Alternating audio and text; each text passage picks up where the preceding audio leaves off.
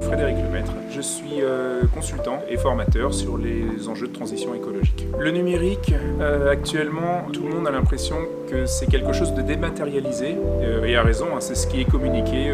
On parle du cloud, quelque chose d'imaginaire, on parle du métaverse, voilà, et on a du mal à conscientiser, à comprendre que le numérique c'est quelque chose de matériel à travers les équipements qu'on utilise au quotidien et qui nécessitent de la fabrication et qui nécessitent d'extraire des quantités de minerais et donc d'émettre d'énormes quantités de gaz à effet de serre. Il faut se poser la question sobriété, au sens, à chaque fois se poser la question, est-ce qu'on a besoin du numérique? Est-ce qu'on peut pas faire autrement ou sans numérique? Déjà, c'est la première chose à penser. Et puis, si le numérique est vraiment nécessaire, si on a absolument besoin de l'outil numérique parce que ça nous est imposé, là, il faut se poser la question, est-ce que j'ai besoin d'un équipement qui est forcément neuf?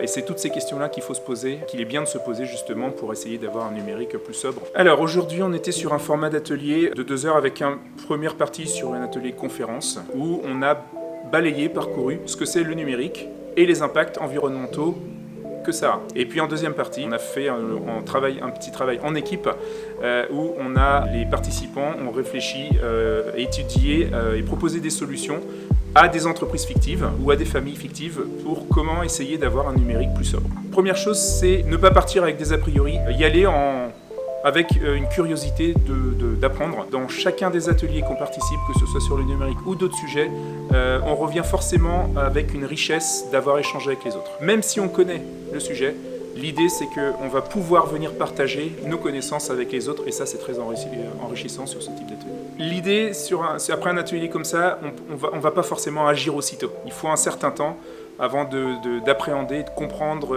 voilà, les tenants, les aboutissants. Et je pense qu'il ne faut pas s'arrêter à un seul atelier. Après, derrière un atelier comme ça, il faut continuer de chercher, de creuser, de se renseigner et de s'intéresser. Et c'est au fur et à mesure que les pratiques, en s'intéressant, que les pratiques vont évoluer et vont changer. Moi, le numérique du futur, c'est vraiment, à mon sens, c'est un numérique qui est toujours là, qui est toujours présent, avec de l'intelligence artificielle qui est toujours présente, mais qui est utilisée vraiment de façon très ponctuelle pour des cas d'usage très précis et pour lesquels ça apporte vraiment des choses. Les domaines dans la santé par exemple. Et par contre, sur le numérique, sur tous les usages qui sont en dehors, je pense que voilà, c'est, à mon avis, à mon sens, c'est bien de le diminuer très fortement.